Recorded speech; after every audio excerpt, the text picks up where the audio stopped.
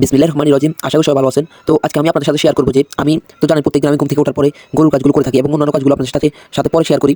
তো আজকে আমি আপনাদেরকে নতুন একটা পদ্ধতিতে কোয়েল পাখি বাসা তৈরি করা শিখাবো এবং শিখতে পারবেন। তো পুরাতন র্যাক দিয়ে করে পুরাতন র্যাক থাকলে র্যাক দিয়ে কীভাবে কোয়েল পাখি বাসা তৈরি করবেন ভিডিও শেষ পর্যন্ত দেখবেন। তো বেশি কথা না বলে ভিডিও শুরু করা যাক।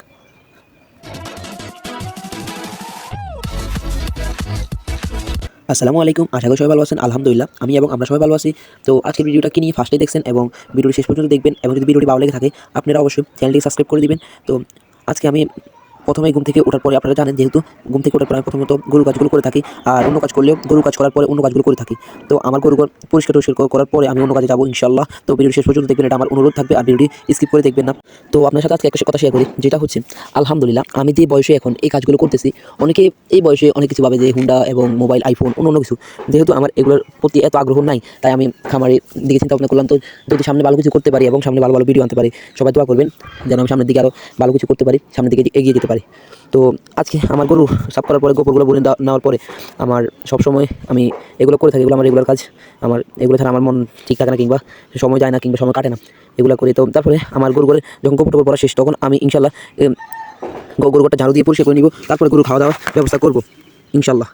তো ভাই এবং বোন, আপনাদের কাছে আমার আইটেম অনুরোধ যে আপনারা অনেকে মনে করেন এগুলো খারাপ কাজ কিংবা নোংরা কাজ, ওগুলা অনেকে বলতে পারেন, কিন্তু না, এগুলো করলে আপনার মন একদম ফ্রেশ থাকবে ইনশাল্লাহ। যদি আপনি হয়তো করেন না কখনো, আমি ফার্স্টে কখনো করি নাই, তো আমিও আস্তে আস্তে করার থেকে ফার্স্টে একটু বিরক্ত হয়।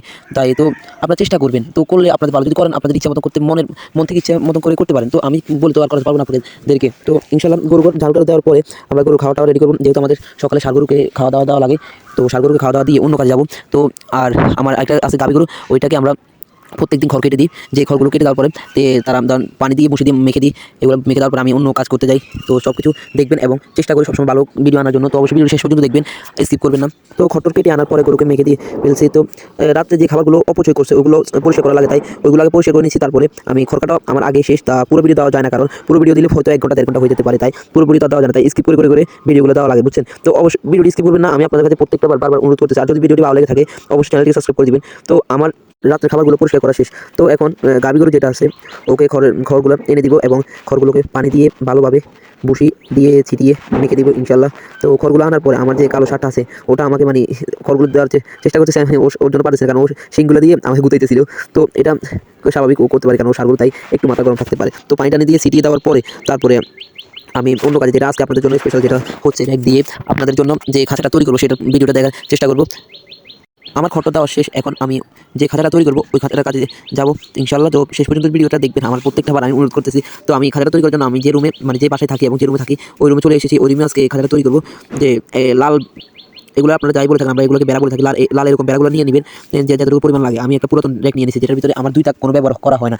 এই 2 তাকে আমি ইনশাল্লাহ চেষ্টা করবো আজকে কোয়েল পাখিগুলো জন্য খাঁচা তৈরি করার। তো খাঁচাটা কীরকম হয়েছে শেষ পর্যন্ত দেখে যদি ভালো লেগে থাকে, এরকম খাঁচা আপনারা তৈরি করতে পারবেন, একদম সহজ, মাত্র সর্বোচ্চ 20 থেকে 25 মিনিট লাগবে এই খাঁচাটা তৈরি করতে। আমার প্রায় প্রথম খাতার কাজ শেষ হয়ে যাচ্ছে, আর অল্প কিছুক্ষণ আছে যেহেতু লাগবে। এটা প্রথম খাতা তৈরি করতে সর্বোচ্চ 15 মিনিট লাগছে। তো দেখতে পাচ্ছেন যেখানে খাওয়া দাওয়া লাগবে ওইটার জন্য আমি একটা বাঁশ নিছি, যেটা বাঁশটাকে মাঝখান দিয়ে এক ভাগ করে তারপরে আমরা এটাকে ব্যবহার করছি খাওয়া দেওয়ার জন্য। তো আমার খাতাটা তৈরি হয়ে গেছে, পুরো ভিডিও দিতে পারি না তার জন্য, পুরো ভিডিও অনেক লং হয়ে যাবে, তাই খাতাটা তৈরি হয়ে গেছে আলহামদুলিল্লাহ। খাতাটা কেমন হয়েছে অবশ্যই কমেন্টে বলে যাবেন।